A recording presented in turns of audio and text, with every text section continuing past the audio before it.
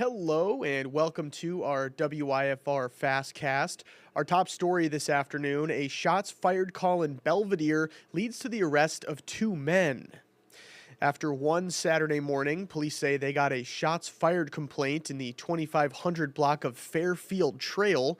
Officers then talked with 25-year-old Mark Sillis, 30-year-old Michael Sillis, and a juvenile. Investigators say Mark shot a gun in the 2500 block of Huntington Drive. Officers say they found cocaine in the home and arrested the two. Both men could face years in prison if convicted. DeKalb County investigators search for a vehicle accused of being involved in a serious hit-and-run. Deputies say 33-year-old Cody Ferguson was riding a bicycle before 4:30 Monday morning on State Route 72 when he was hit by a car. Investigators believe the vehicle drove from the area before deputies arrived. Ferguson was taken to Javon Bay Hospital in Rockford with serious injuries. Joe Davis County deputies look into a drowning of a child at a Galena ski resort Friday. Authorities say the child was swimming in the Chestnut Mountain Resort pool when they lost consciousness. The child was then taken out of the pool but died at the scene. We know that beauty can cost us, but our national investigative team is uncovering it's more than a financial cost that women across the nation are feeling, specifically when it comes to hair straightening products. Coming up at WIFR News Now at 5, our national investigative team shares a year-long investigation into chemical hair relaxers, combing through hundreds of pages of FDA data and examining why many of these products for people with curly and textured hair remain on the market. We'll also speak with reporter Carice Jackman on her findings. What was the experience like whenever you would get your perms? Oh God, in the beginning it was awful.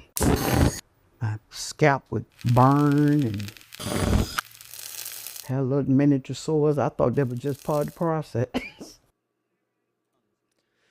The entertainment industry remembers the life of Oscar-winning actor Robert Duvall, who died at the age of 95. He's known for several blockbuster hits, including The Godfather and Apocalypse Now. He also won one of his 7 Oscar nominations as an alcoholic country singer in the film Tender Mercies. In 2005, Duvall was awarded the National Medal of Arts. Many Department of Homeland Security employees now work without pay as a partial government shutdown has impacted a series of agencies under the Department of Homeland Security umbrella. DHS employs about 272,000 people, and about 250,000 will remain working during the shutdown. Most of those still showing up to work will stop receiving a paycheck until the shutdown ends. The shutdown is largely over the tactics of ICE officers. Democrats say after federal agents killed 2 American citizens in Minneapolis, changes are necessary before they sign off on additional funds to DHS. But Secretary Kristi Noem says this is a dangerous situation. We're ready to sit down with anyone, anytime, any place, if they are serious about the types of dramatic reforms that are necessary to get ICE under control. The Democratic Party has chosen to shut down the department that was created after 9/11. This department was created recognizing that we are vulnerable to terrorist attacks and that American homeland needs to be funded and focused on keeping us safe within our own borders. Illinois cannabis sales revenue falls 13% last year, according to the Chicago Tribune. Medical sales have not had its fair share, as sales also fell since 2021. Experts say this is due to competition from hemp and out-of-state sales. Chicago's City Council voted to ban hemp, but Mayor Brandon Johnson vetoed it, saying it would hurt many black and brown-owned small businesses. Before the United States could become its own country, militias needed to defeat a superior military force in Great Britain. As we celebrate America's 250th birthday, WIFR Washington correspondent Brendan Cullerton details a deciding battle in the struggle. Yorktown went from being one of Britain's key ports in the 13 colonies to the site where they ultimately lost the Revolutionary War. Before the cannons fired, Yorktown was one of the most important settlements connecting Britain to the colonies. The town of York was the second busiest port in all of Virginia. It was the main port of entry for goods coming in and out of the colony, were very close in proximity to the then capital, which was Williamsburg. Homer Lanier educates visitors at historic Yorktown about how it turned into a battlefield. Because it was a deep water port for large ships, British General Charles Cornwallis brought the military there on his way back from the Carolinas. Decided to come back and encamp in the town of York along the river because he had sent word to New York for the British fleet to come to Yorktown to evacuate or remove him and his army from Virginia to go back north. The Revolutionary forces decided to catch the Redcoats before they could evacuate or resupply. General Washington would decide to move just about his entire army from New York to catch Cornwallis here in a trap. American and French forces shut the British off on all sides of the town, and Lanier says one of the most effective battle plans was lining up 100 pieces of artillery to bomb British forces into submission. There's an artillery piece lobbing or firing shells into the town of York and into the British earthworks about every minute of the day. Lanier says after Yorktown, the British lost the stomach to fight, and the battle effectively ended the war. They knew, it's, oh God, it's all over.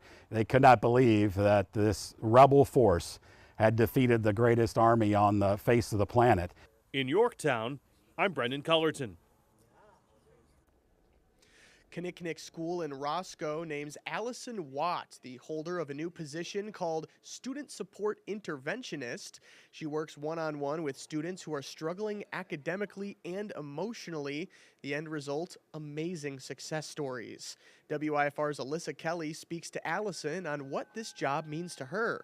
I was overly excited. My goal is just to make the kids happy and make them smile every day and get through. Anything I can do. It's what I want to do. And of course, if you haven't been outside at all yet today, you're probably going to want to step out there, if it's even just for a couple of minutes out there, because man, oh man, I have to tell you, it is just gorgeous out there. Let's take a look at our 7-day forecast now. So as you can see here for our President's Day, sitting at about 63 degrees, if you can believe that, here in the middle of February, 63 degrees here for our Monday. So certainly a gorgeous day out there. Again, if you do have the chance to maybe just go outside for just a quick second, to catch some of that fresh air, never a bad idea, especially with that cool down that we have coming up here, as you can see, towards our weekend. Moving on into our Tuesday, though, you can see we're cooling off by just a couple of degrees there. 58 for our high. Got the chance for some rain chances there. 50% chance Tuesday night. Moving into Wednesday, getting some of that heat back with a high of 62. And then once we move back into Thursday, that's when we're going to move down to a high of about 56, bringing back some of those rain chances. And unfortunately, it does seem like Thursday is kind of our last day for some of that warmth there. Taking a look at our Friday, again, we've got about a 50% chance for some precipitation. Unfortunately, this time, it does look like it's probably likely going to be snow. 41 degrees there for our high, but 26 for our low there on our Friday. Moving into Saturday, 38 for our high before we move back into our normal territory there. Below freezing, 31 degrees for our high on Sunday. So once again, even though it does seem like we're going to be getting back to the normal February temperatures here pretty soon, in case anybody for some reason feels like they're living Groundhog's Day all over again from when we had those warm days a couple of weeks ago.